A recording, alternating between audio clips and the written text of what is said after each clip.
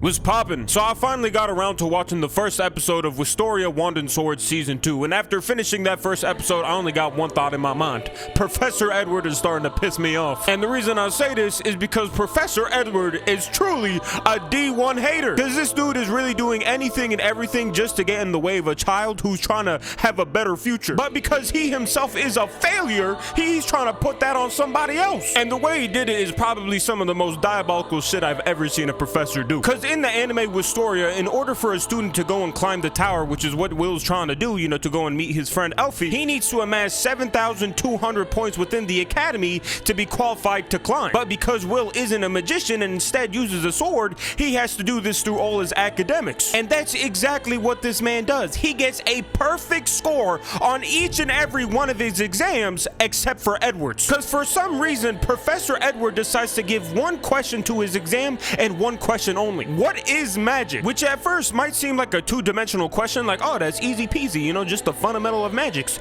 No, because what Professor Edward was trying to get the class to do was to describe your own magic. And for somebody like Will, who doesn't have any, this is impossible to answer, which causes Will to automatically fail the exam and no longer be qualified to climb the tower, which is honestly some of the most hating ass shit I have ever seen. Like, that is insane.